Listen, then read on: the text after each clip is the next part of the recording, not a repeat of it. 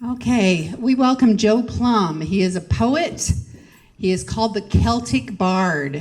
In the bardic tradition, an award-winning acrylic artist, he's also direct descendant of Welsh bards,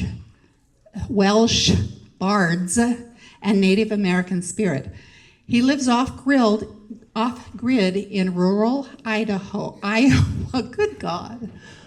Okay. Everybody take a breath, just so that I can.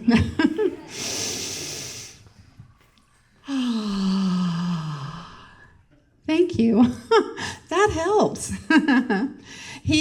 He's there in Iowa, in solitude in the trees. He composes poetry that will melt your mind. I added that part.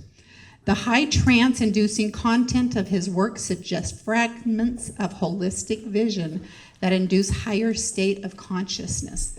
Welcome, Joe.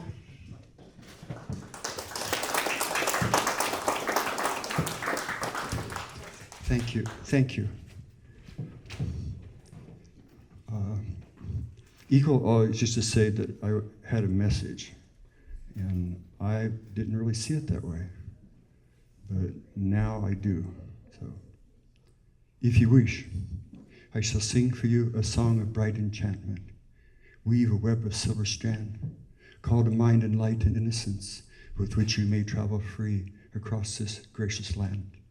But first you must work against the veil of dark attachment, draw back the curtain with a stay, yet unseen hand, conceive in the soul's direct advancement by believing in words that only your heart can understand. For in this time of lost remembrances, where the greater dream forgets the lesser man, we're all in danger of living out our lives as shadows, bound up and blinded, then flattened by the contours of what this surface world demands. When I am old, I want to stand on emotion's edge when the first storms of the season have come, to beat the land with 100,000 miles of wind, just like a giant fist on a mighty drum. When I leave this earth, it will be beneath the foaming wave of a roaring sea, to merge again with the ancient currents of a surging faith that have for so long crisscrossed inside of me. Yes, someday I shall fall asleep on the rising tide, with salt and sand in my hair, and when I wake again on the other side, I know that I will find both an angel and a devil waiting there. Earthly music quickly becomes just so much noise without the proper harmonies to make the rhythms clear. That is why to choose the place and day that your ego dies will draw the host of heaven near. Many times, I myself have been stranded on the horizon, climbing the mountains to speak with the ancient ones who can truly show how to turn this world into feeling and that feeling into world, and thereby reveal an understanding whose meaning is likened unto a pearl. For all around an internal irritation, undigested memories grow, secreting a wealth of being that few of us, if any, ever come to know.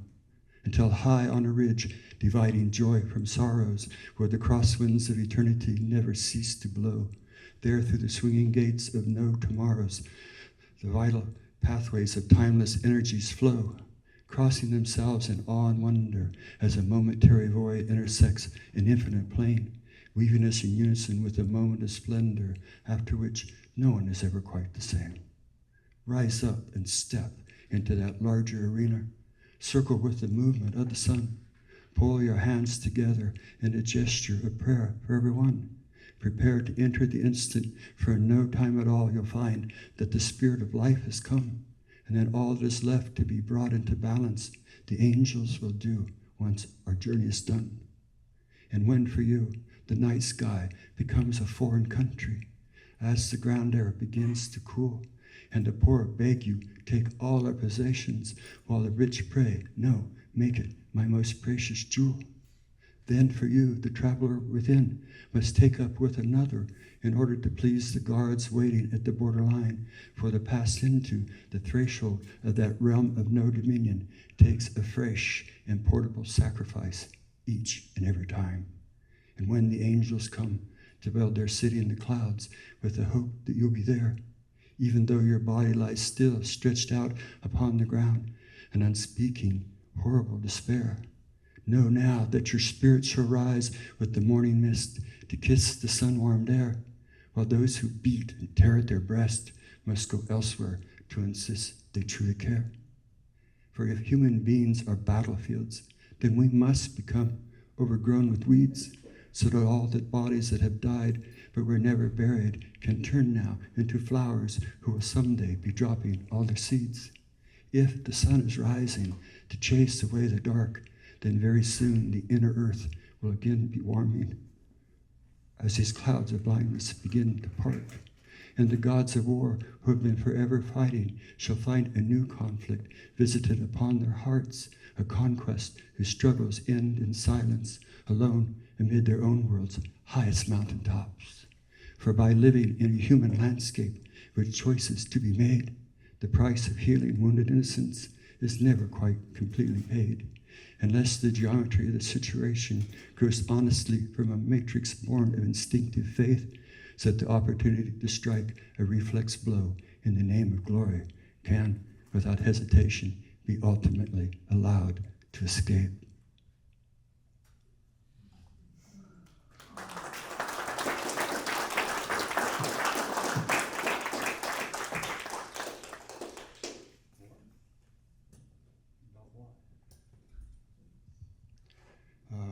In silence, echoing silence, without any storied words to tell, by shadow over shadow in alliance, the mother of darkness has cast a spell. With hands that reach out across the ages to close a net webbed both strong and fine, she draws us together like so many fishes fresh from the oceans of time. With the moon and stars as her bright-lit companions, she searches her catch for the ones that know of light, and then taking their eyes as bait for others, sets off again into the depths of night. Blinded now, I lie upon the shore, where I can feel the rise of the tides no more. Sinking heavily into the sand, I've come at last to understand what it takes to be a freeborn man, and why the mother of darkness has no use at all for those who will not answer ancient light's gripping call. Or in other words, as she's often said, without heaven's company, you're better off dead. The mother of darkness works against the veil to reproduce salvation in every detail.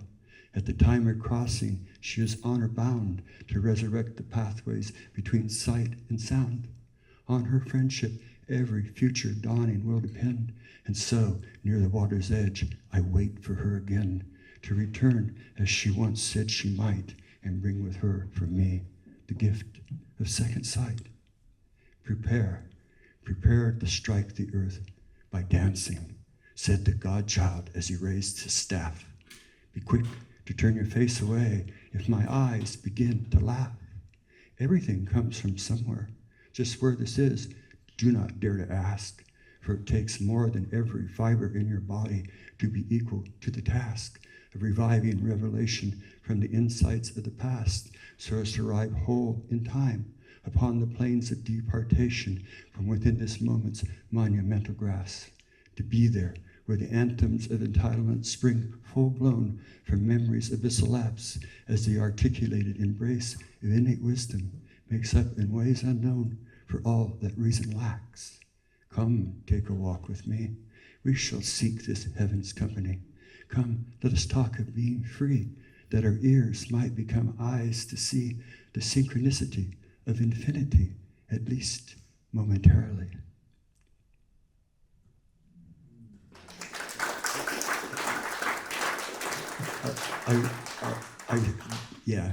I think the word is infatuated. I become infatuated with the water's edge at twilight. And where I live, there are mountains and bluffs and big oak trees and a really nice river, and that's where I go. That my everything has become vaguely focused on being there. My cat and I used to coordinate how we felt with the rising and setting of constellations on the horizon. And so that kind of cued me into how to know when to go to the water's edge. If you want to put it that way. So, yeah. In the heavens, unseen, there are forces who play upon us like fingers on a string. Deep in the heart of the human dream, there sleeps key moments of memory. They give rise to a music of fluid beauty, emerging with creativity through fountains of energy to purify our conscious stream. Truly, someday we shall all be born again together from beneath the belly of our blue sky mother, in body and mind, twin flames of a single candle burning brightly forever, and heart and spirit, dual shards of dawn's light, splintering darkness into brilliant surrender as the great grandchildren of the sleeper in time awake with the advent of insight and begin to remember a pathway of light that leads through a forest of burning embers where the smoke of indifference stems from a pain of remembrance, and the one true way of embryonic enlightenment leads through a day sun of unequaled enchantment, whose mother is the total of all things that have gone before us, and whose father is a forceful feeling pulling us through every tomorrow into a moment whose existence is the source of all things born of joys and of sorrow. Together with a hope pressed closely from within, and the promise of finding a land that knows no sin, we have wandered.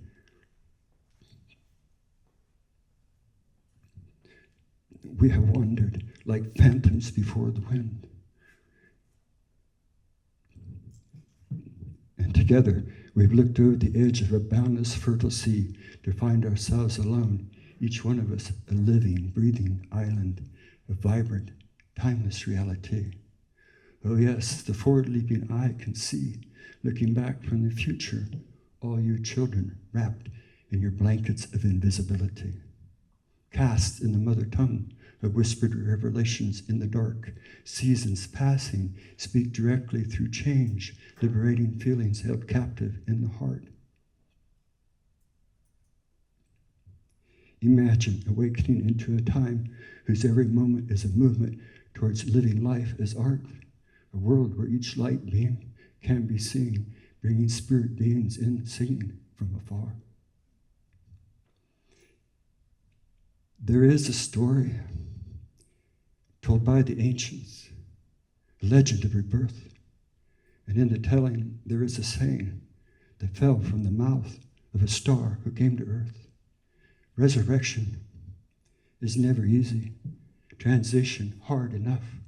When gods play like angels, tears and laughter collide, sending out sparks of blood that flow down into the open throat of the waiting volcano, that sleeping, dreaming, restless inferno, the goddess mother of all creation, this overwhelming cauldron of breathless love. On the slopes of that sleeping volcano, in a forest land of broken people, old souls prop each other up, standing around in clumps of dying timber, only the roots feeling tough. Intertwined with the bedrock, where being solid is not quite enough, spirit vapors insist upon singing anthems whose refrains are not a bluff. At the center of every circle, nothing dissolves eternity into a single moment of unequaled trust, spinning away with concentric devotion, any emotion unable to settle into dust. In the skies above that volcano, alive in the remains of our ancestral believers, sitting back to back with the terrestrial weavers, ancient singers bring threads of song into relief for the restless sleepers who awake with the sound of lonely freedom to walk into a world of hard beauty where the only direction given that can be taken comes through the birthing of song and the unfolding of dreams. Water cleanses this earth. Rocks purify water. Fire releases the stone. Myth returns to memory, and memory becomes mist in the morning light. Yes, there is a story told by the ancients, a legend every breath.